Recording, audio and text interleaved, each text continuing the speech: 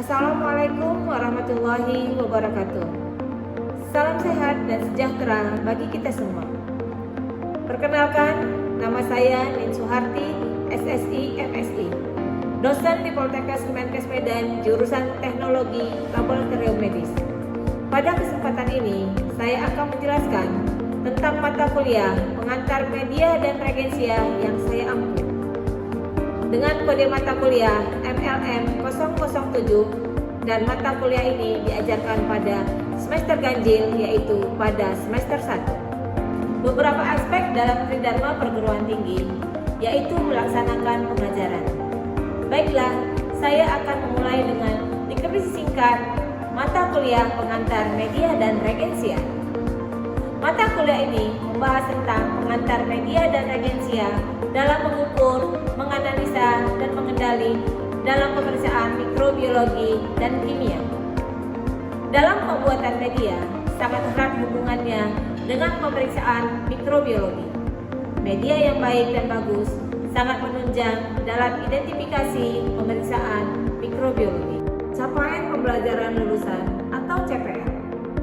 CPL 1, mahasiswa mampu mengetahui bahan-bahan laboratorium. CPL 2, mahasiswa mampu mengetahui prinsip sterilisasi. CPL 3, mahasiswa mampu menggunakan regensia dan teknik pewarnaan. CPL 4, mahasiswa mampu mengetahui cara pembuatan media. CPL 5, mahasiswa mampu menguji kualitas media dan reagensia. Capaian pembelajaran mata kuliah atau CPMK. CPMK 1, mahasiswa dapat menjelaskan dan memahami bahan-bahan laboratorium. CPMK 2, mahasiswa dapat menjelaskan dan memahami sterilisasi. CPMK 3, mahasiswa dapat menjelaskan dan memahami desinfeksi. CPMK 4, mahasiswa dapat menjelaskan dan memahami dekontaminasi. CPMK 5, mahasiswa dapat menjelaskan dan memahami regensia dan teknik pewarnaan. CPMK 6, mahasiswa dapat dan menjelaskan serta menguji kualitas media. CPMK 8, mahasiswa dapat memahami tentang pembuatan media. CPMK 9, mahasiswa dapat menjelaskan dan memahami tentang penyimpanan media. CPMK 10, mahasiswa dapat menjelaskan dan memahami serta pemilihan media. CPMK 11, mahasiswa dapat menjelaskan dan memahami pemusnahan media habis pakai. CPMK 12, mahasiswa dapat memahami serta menjelaskan dalam memahami kualitas uji reagensia. CPMK 13, mahasiswa dapat memahami dan menjelaskan reagensia buatan sendiri.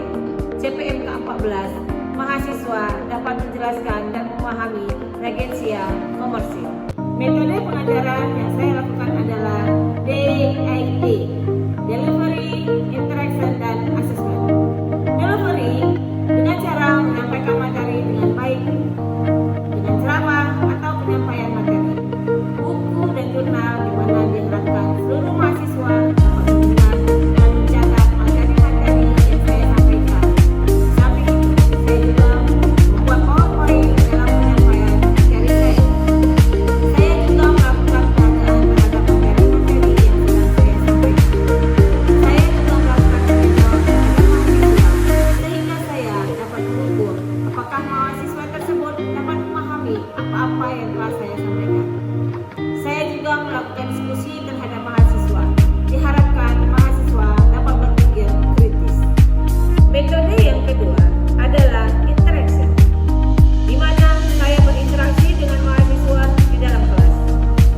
Saya akan melakukan peragaan dan bertanya kepada mahasiswa sehingga terjadi tanya.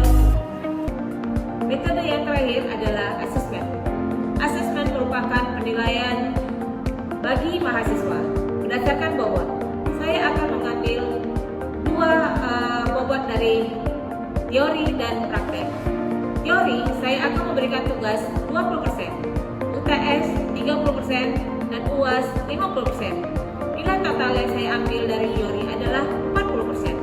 Kemudian nilai dari praktek, tugas 20%, UTS 30%, UAS 50%. Nilai total saya akan ambil 60%. Maka nilai akhir adalah nilai teori 40% ditambah dengan nilai praktek 60%, sehingga nilai akhir adalah 100%. Itulah nilai yang saya berikan kepada mahasiswa. Di samping saya melakukan pengajaran, penelitian, saya juga melakukan pengabdian masyarakat. Adapun pengabdian masyarakat yang saya lakukan adalah penyuluhan dan pemanfaatan tanaman blendzing untuk menurunkan jumlah mikroorganisme udara pada rumah penduduk di sekitar tempat pembuangan akhir sampah terjun Marelan. Kemudian penyuluhan dan pemeriksaan kesehatan terhadap ibu dan anak di Kelurahan Tanjung Sari, lingkungan 10, Kecamatan Medan Selayar. Kemudian peragaan cara mencuci tangan pakai sabun yang benar serta pemeriksaan kesehatan di Desa Hamparan Merah, Deli Serdang. Kemudian penyuluhan kesehatan serta pemeriksaan tekanan darah, kecacingan, dan golongan darah di Kelurahan Bantan, Kecamatan Medan Temu. Isolasi dan identifikasi bakteri termofilik penghasil amilase dari sumber air panas Sidoarjo, Sumatera Utara. Di samping itu ada juga analisa dukungan suami terhadap tingkat kecemasan ibu hamil menghadapi persalinan di Rumah Sakit Badrul Aini, Kota Medan dengan terapi Murota sebagai variabel moderasi. Ada juga isolasi dan pemanfaatan bakteri kitinolotik dari cangkang udang putih atau Venus mercuriensis dalam menghasilkan enzim kitinase.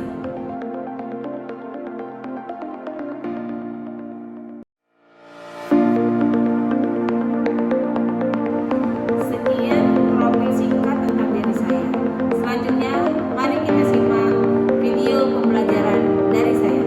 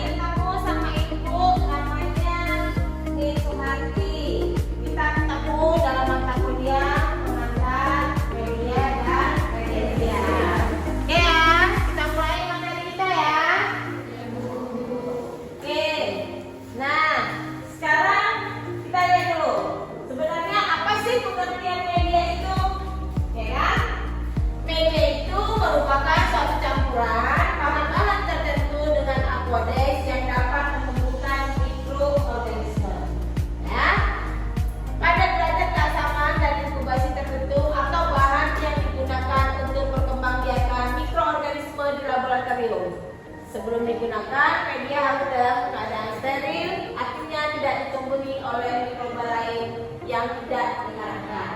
Oke, itu definisi pengertian daripada media. Nah, sekarang ini kita contohkan. Nah, begini media itu. Nah, media itu dia ada namanya. Misalnya seperti ini, triple sugar iron agar. Nah, berarti dia mempunyai 3 gula. Di sini ada komposisinya. Boleh nanti kalau kita saat praktikum, sebelum pembuatan media, kita wajib melihat daripada ketentuan-ketentuan yang diperintahkan oleh media tersebut. Misalnya seperti ini. Di sini dituliskan, ya, di depan dia nama dan komposisinya. Di samping sebelah kiri ketentuan dalam pembuatannya. Di sini ada dibilang 65 gram di dalam 1 liter. Nah, untuk media-media banyak jenis-jenisnya. Tadi udah bilang ini TSI. Singkatannya TSI ya. Kemudian ada juga media yang namanya endoagar. Kalau untuk endoagar Komposisinya beda lagi. Nanti bisa lihat di dalam packingan daripada media tersebut. Kemudian di sini juga harus lihat ketentuannya apa, ya. Di sini dia katakan 39 gram di dalam 1 liter. Nanti Ibu kasih tahu bagaimana kita cara menghitung untuk kebutuhan kita. Bentuk susunan dan jumlah media ditentukan oleh senyawa penyusun media. Persentase campuran dan tujuan penggunaan. Bentuk media ditentukan oleh ada tidaknya penambahan zat pemadat seperti agar-agar, gelatin, dan sebagainya. Bentuk media dikenal dengan 3 jenis, yaitu media padat, media cair, dan media semi solid. Nah, oleh karena bentuk media itu ada yang padat, ada yang cair, dan ada yang semi solid, maka kita butuh wadah untuk menentukan di mana letak media-media tersebut. Oke ya, aku kasih tahu yang ini namanya cawan Petri atau Petri dish. Nah, Petri dish ini ada yang besar, ada yang kecil, lihat ya. Nah, ya kan? Yang diisi adalah Petri dish yang kecil, bukan yang besar. Yang besar hanya sebagai penutup. Oke? Ibu tanya lagi, yang diisi yang besar atau yang kecil? Yang kecil. Yang diisi yang ini atau yang ini? Yang ini. Mantap, berarti anak-anak ibu udah pintar semuanya. Oke ya. Kemudian ada lagi yang menggunakan tabung besar. Kemudian ada juga yang menggunakan tabung kecil. Kemudian ada lagi yang menggunakan alat bantu.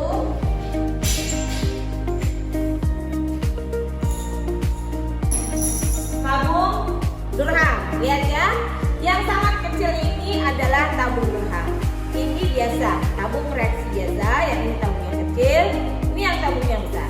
Oleh karena tadi media itu ada yang padat, ada yang cair, dan ada yang semi solid, maka tiga alat ini nanti bisa digunakan sesuai dengan kebutuhannya.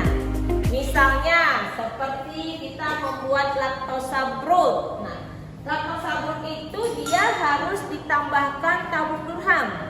Untuk mengisi tabung durham ke dalam tabung besar harus terbalik. Nih, ya. Kemudian Ibu kasih contoh yang salah, ya. Yang salah itu adalah yang seperti ini.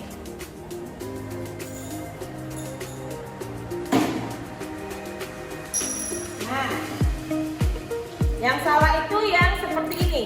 Yang salah yang di kanan Ibu, boleh dilihat, Abang. Boleh ya, boleh dijalankan. Yang ini adalah yang benar, yang di sebelah kiri ini adalah yang benar, boleh dijalankan. Nah, itu yang benar. Jangan dipasang yang salah. Yang benar adalah yang terbalik, ya. Yang benar adalah tabung durham yang terbalik. Apa kegunaan tabung durham di dalam ini? Kegunaan tabung durham di dalam ini sebagai indikator untuk melihat ada tidaknya gas. Nah, lihat. Petri dish ini volumenya 18 sampai 20 mili. Ya.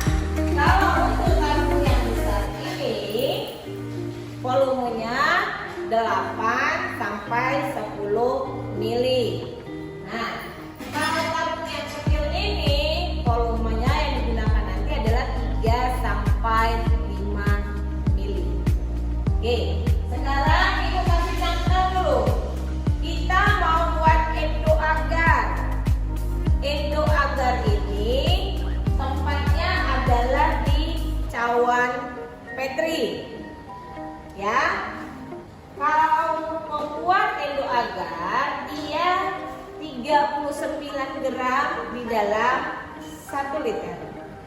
Ya. Untuk endo agar adalah 39 gram di dalam 1 liter. Kalau Ibu bilang Ibu butuhnya hanya 20 Petri dish. Kemudian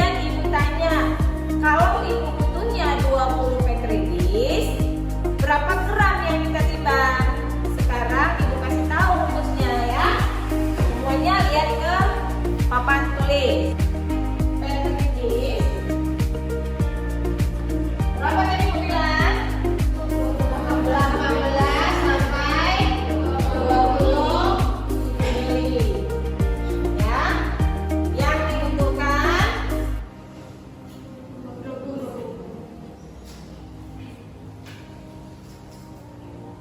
20 cawan ya, cawan sama petri sama ya. Sekarang pertanyaannya, berapa gram yang ditimbang? Ya kan? Satu petridis 18 sampai 20. Kita ambil angka yang tertinggi.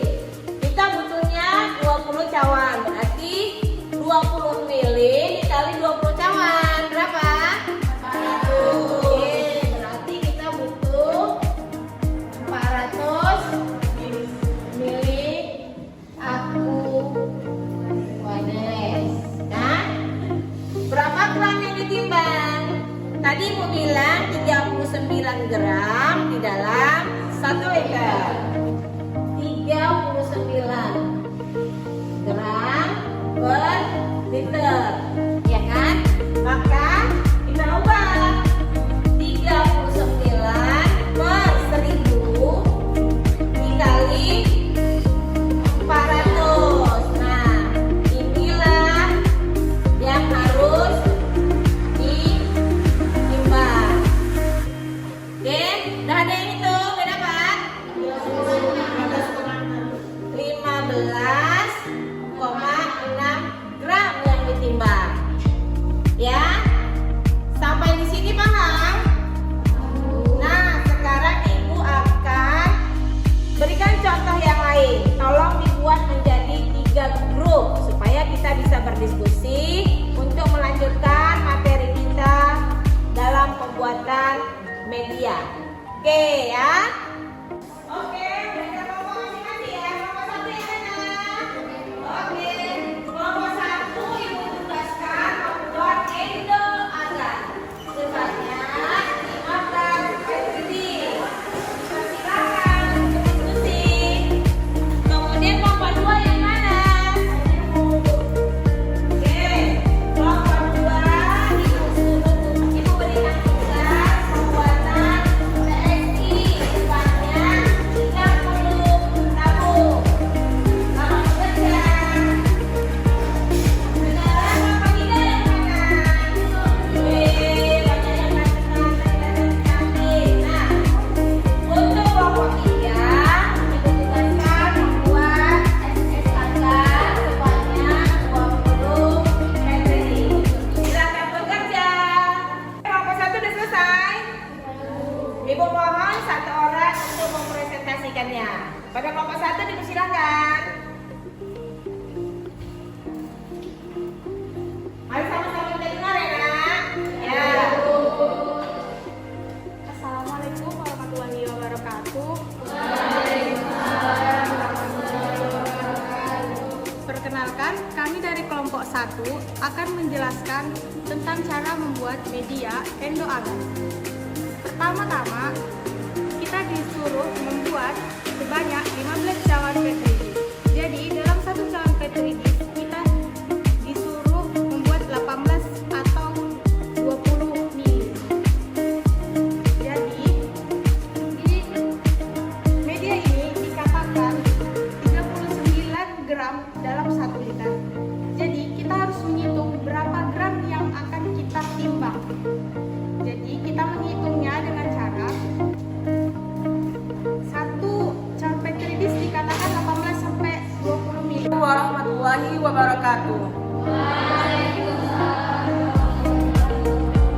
Kami dari kelompok 2 ingin menjelaskan tentang cara pembuatan media triple sugar iron agar. Nah, media TSI agar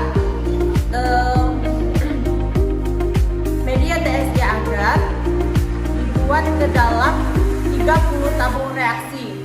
Nah, volume dari tabung reaksi adalah 5 mili. Jadi, menurut label yang tertera di media TSI agar ini dilarutkan 65 gram dalam 1 liter air. Nah, bagaimana cara menghitungnya? Kita hitung, kita kalikan 65 gram per 1000 ml dikali 150 ml. Jadi didapatkanlah 9,75 gram.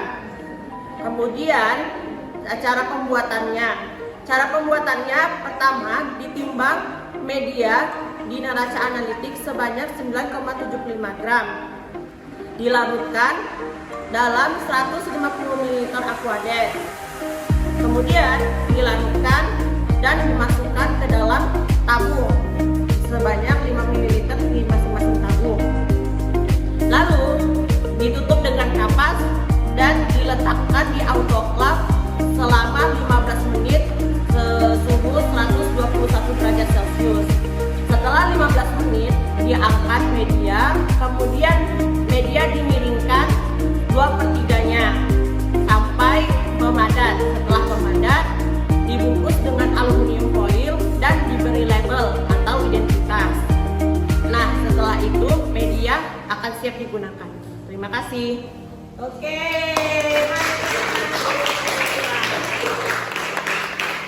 Ibu mewakilkan kepada kelompok 3 untuk memberikan presentasinya. Dipersilakan. Assalamualaikum warahmatullahi wabarakatuh.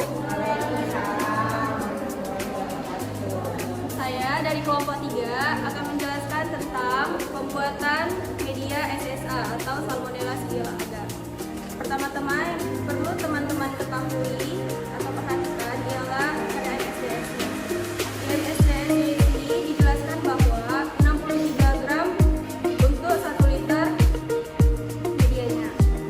Dan di sini juga dijelaskan bahwa do not autoclave. Jadi saat kita membuat SSA ini kita tidak memerlukan autoclave. Nah, teman-teman harus melakukan perhitungan agar mengetahui berapa gram suspend SSA ini yang harus kita timbang. Setelah melakukan perhitungan, maka didapatlah 25,2 gram yang harus ditimbang untuk 20 petri dish dengan 400 mili aquades untuk pelarutan. Nah, setelah kita timbang 25,2 gram di neraca analitik, kita larutkan menggunakan dengan aquades sebanyak 400 mili. Setelah itu kita larutkan atau kita sterilisasi di atas api sampai mendidih. Setelah mendidih kita diamkan, kita angkat, kita diamkan sampai hangat-hangat kuku. Setelah hangat-hangat kuku, kita letakkan kembali di atas api hingga mendidih kembali dan lakukan hal tersebut sampai didihan ketiga. Setelah didihan ketiga, kita diamkan, kita angkat kembali, kita diamkan sampai hangat-hangat kuku kembali. Setelah hangat-hangat kuku, baru kita tuangkan ke petri dish yang sebelumnya sudah teman-teman sediakan. Kita tuang ke dalam petri dish. Satu petri dish itu volumenya 20 ml. Setelah itu baru kita diamkan sampai media di petri dish memadat. Setelah memadat, beri label. Setelah beri label, baru kita bungkus dengan aluminium foil. Setelah itu kita masukkan ke kulkas. Sekian penjelasan saya. Assalamualaikum warahmatullahi wabarakatuh.